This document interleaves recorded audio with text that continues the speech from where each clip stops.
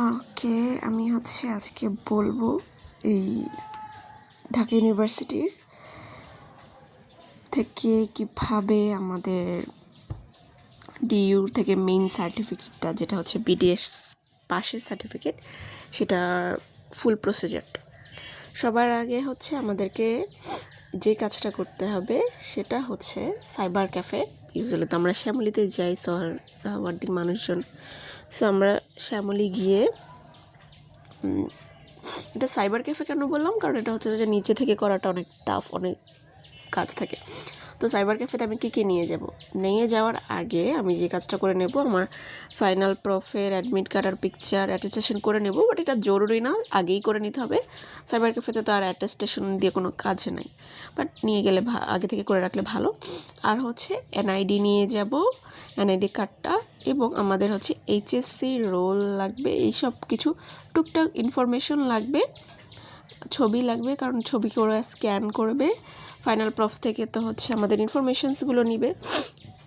So এইগুলো আমাদের must খেয়াল রাখতে হবে যে আমাদের এইসব ব্যাপারগুলো লাগবে। এইগুলো ওরা যখন কাজ করে দিবে, ডিউতে ওরা লগ ইন করে দিবে, এবং ডিউতে লগ ইনের পর ওদের আমাদেরকে এটা নিয়ে টাকা জমা দিতে হবে। শ্যামলীতে তো জনতা ব্যাংক আছে, ওখান থেকেই টাকা জমা দেওয়া যায়। টাকা জমা দিতে হয় 315 টাকা।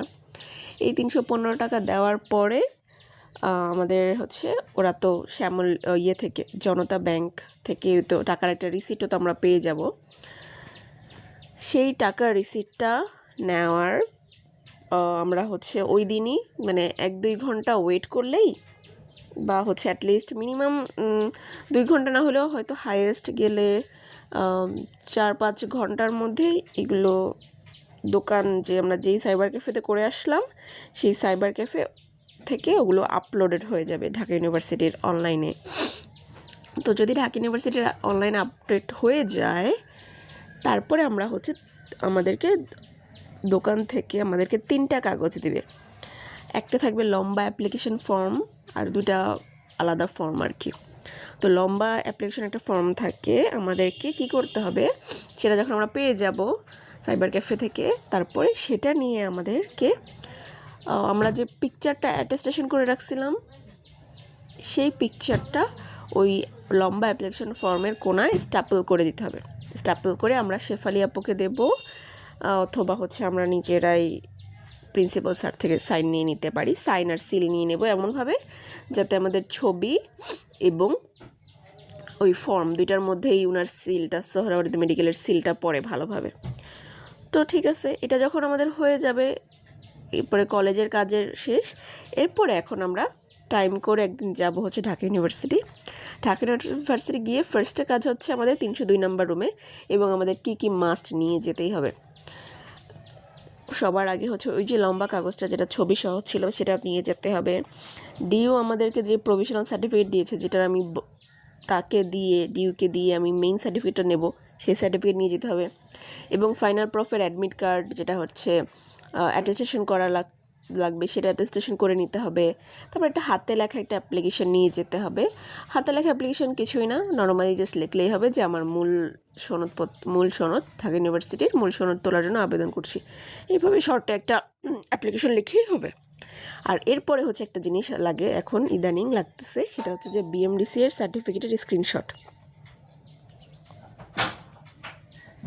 সেটা যদি আমি দেখাই, এখানে আমাদের বিএমডিসি রেজিস্ট্রেশন সার্টিফিকেট, এখানে আমাদেরকে গিয়ে তারপর ফুল রেজিস্ট্রেশন আছে এমবিবিএস বিডিএস। এই যে পেজটা দেখা যাচ্ছে, এই পেজটা আর কি আমাদেরকে, যদি নিচে প্রিন্ট পেজ আছে, বাট প্রিন্ট পেজ দিলে হবে না, এটা আমাদেরকে দোকান থেকে এইভাবেই স্ক্রিনশট নিয়ে নিতে হবে। কারণ প্রিন্ট পেজ দিলে বিএমডিসির সিল বা বিএমডিসির যে লোগোটা উপরে দেখা যাচ্ছে সেটা আর আসতেছে না। তো আমাদেরকে এটা দোকানে বলে এটা স্ক্রিনশট নিয়ে রাখতে হবে। দোকান ওরা স্ক্রিনশট নিয়ে ওরা প্রিন্ট করে দেবে। এটা এই কালার প্রিন্টটা আমাদের লাগবে। এটা নিয়ে আমরা ফার্স্টে 302 নম্বর রুমে যাব। 302 নম্বর রুম থেকে আমরা এগুলার একসাথে স্টাপল করে নিয়ে যাব। এগুলো যখন সাইন হবে, সেই সাইন নিয়ে আমি যাব আবার 309 নম্বর রুমে। 302 নম্বর রুমে একজন সাইন করে দেবে, 309 নম্বর রুমে আমাদের যে উপরের কাগজগুলো ছিল যেগুলো সাইন হয়েছে 302 থেকে, সেগুলো তো জমা দেবই, প্লাস আমাদের 3টা কাগজে সাইন নিতে হবে। সেই 3টা কাগজ কী কী? ওয়ান ইজ ওই যে অ্যাপ্লিকেশন ফর্মের সাথে আরও 2টা ফর্ম ছিল, সেই 2টা ফর্ম, এবং আমি যে বেতন বলতেছি মানে জনতা ব্যাংকে যে 315 টাকা দিছি সেটার যে রিসিপ্টটা, যেমন হচ্ছে রিসিপ্টটা যদি আমি দেখাই, এই যে এখানে এই রিসিপ্টটা উপরেও সাইন করে দেবে একসাথে। সো কেন সাইন দরকার হবে? 302 থেকে আলাদা, 309 থেকে আলাদা। 302 থেকে যেই সাইনগুলো হয়ে আসবে সেগুলো 309 আমরা জমা দিয়ে দেব, আর 309 থেকে যে সাইনগুলো হবে 3টা পেজের সাইন, এটা আমরা নিজেদের কাছে রেখে দেব। কেন নিজেদের কাছে রেখে দেব? কারণ এরপরে যখন আমি ঢাকা ইউনিভার্সিটিতে যাব আমাকে এই কাগজগুলো তো দেখাতে হবে, দেখায় তারপর আমি মেইন সার্টিফিকেট তুলে নিতে পারবো। এখন আমরা কীভাবে বুঝবো যে আমাদের কাগজ চলে আসছে কি আসে নাই? সেটার জন্য আমরা হচ্ছে আমাদের সাইবার ক্যাফেতে তো এর মধ্যেই আমরা ডিউ অবভিয়াসলি করে ফেলেছি, লগ ইন করে ফেলেছি। এখন আমরা এরকম সার্চ দেবো due registration certificate log in.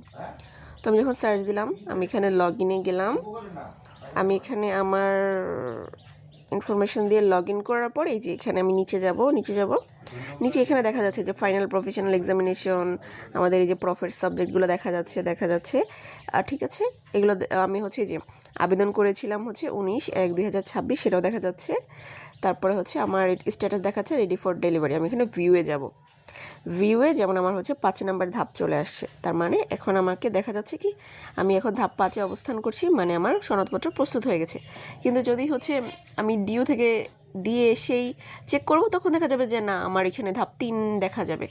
ঠিক আছে, কিন্তু আমি যেহেতু প্রায় 6-7 দিন আগে জমা দিয়েছি, এতদিনে আমার সার্টিফিকেটটা রেডি হয়ে গিয়েছে। ঢাকা ইউনিভার্সিটি 6-7 দিন আগে গিয়েছিলাম, মেইনলি 5 থেকে 6 দিনের মধ্যেই ঢাকা ইউনিভার্সিটির কাগজটা রেডি হয়ে যায়। তাহলে এখন আমাকে এগুলো হচ্ছে দেখিয়ে এখন আমাকে কি করতে হবে? আমি যে পরীক্ষার প্রবেশপত্র নিয়ে গেছিলাম তখন কিন্তু আমি নিয়ে গিয়েছিলাম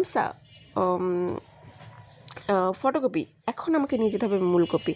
এটা নিয়ে এবং ওই যে আরও যে 3টা কাগজ একসাথে স্ট্যাপল করে 309 থেকে সাইন নিয়েছি, এইগুলো এখন নিয়ে 309 নম্বর কক্ষে যাব। এবার আমি হচ্ছে আমার মেইন সনদপত্রটা, এটা হচ্ছে আমি নিতে পারবো। এটা যখন আমি নিয়ে ফেলবো তখন এটা আবার অনলাইনে আপডেট হয়ে ধাপ 6 দেখা যাবে। ঠিক আছে, এটাই হচ্ছে আমাদের মেইন কাজ। আর এখান থেকে আমাদের একটা জিনিস অবশ্যই খেয়াল রাখতে হবে, ঢাকা ইউনিভার্সিটি হচ্ছে মাঝে 1 to 2 আওয়ার হচ্ছে ওদের ব্রেক থাকে, 1টা থেকে 2টা পর্যন্ত। সো খুব ভালো হয় সকাল সকাল চলে গেলে, অথবা হচ্ছে পরে কি বলে বিকালের দিকে মানে বিকালের দিকে বলতে গেলে আর কি 2:30টার পরে, 4টা পর্যন্ত এরকম থাকে না, 4টা পর্যন্ত থাকে বেশিরভাগ বলতে গেলে। সো তাড়াতাড়ি সকাল সকাল যাওয়াই ভালো। আর এই তো গিয়ে আমরা খুঁজবো হচ্ছে রেজিস্টার বিল্ডিং। আমরা যদি হচ্ছে নীলক্ষেত হয়েও যাই, ওখান থেকেও 30 টাকার মতো রিক্সা ভাড়া লাগে, এবং আমরা যদি মেট্রো হয়ে যাই সেখান থেকেও আর কি রেজিস্টার বিল্ডিং বললেই হয়, 30 টাকার মতো লাগে আর কি। 3 তলায় উঠে 302 আর 309 খুঁজলে এই দুইটাই সাথে আমাদের মেইন কাজ।